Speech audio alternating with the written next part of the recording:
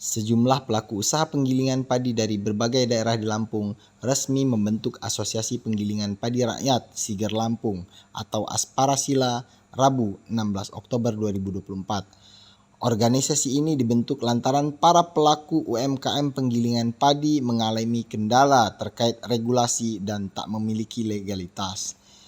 Pengusaha penggilingan padi asal Lampung Selatan, Hipni, resmi menjadi ketua asosiasi ini. Hipni menjelaskan bahwa penggilingan padi merupakan salah satu pilar terdepan dalam hal ketahanan pangan nasional. Namun selama ini pihaknya merasa tidak memiliki wadah yang mempunyai badan hukum untuk menampung aspirasinya. Hipni mengatakan bahwa asosiasi ini bukanlah untuk menandingi Perpadi atau Persatuan Pengusaha Penggilingan Padi yang sebelumnya setelah terbentuk. Hipni mengatakan asosiasi ini ditujukan untuk memfasilitasi pengusaha kecil agar dapat berkembang.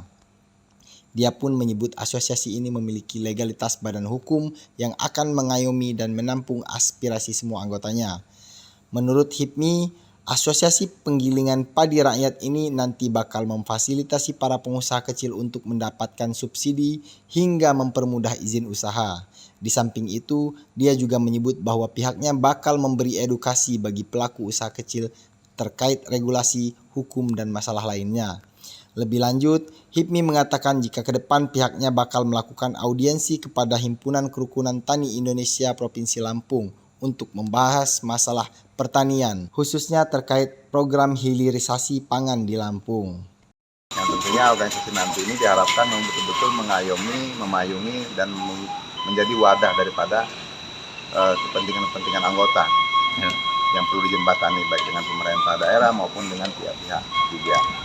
Ya kita ingin bahwa ini kan termasuk UMKM lah, menengah ke bawah, artinya perlu dilindungi oleh pemerintah daerah dengan regulasi-regulasi yang berkaitan dengan tata niaga padi beras gitu loh. Jangan sampai penggilingannya tutup oleh karena adanya ekspansi daripada perusahaan-perusahaan besar yang nanti akan mengambil daripada lokasi bahan baku bagi pengusaha kecil yang nggak mampu bersaing.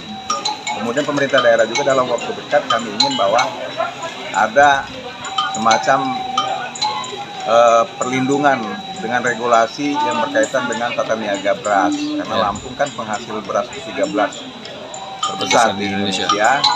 Tapi ternyata Lampung ini ketika terjadi 2 bulan setelah musim panen ini kekurangan pangan. Berarti kan memang hasil pertanian Lampung terutama padi ini tidak di Lampung produksinya, dibawa keluar dan berakibat kepada penggiling-penggiling kecil ini yang nganggur gitu loh.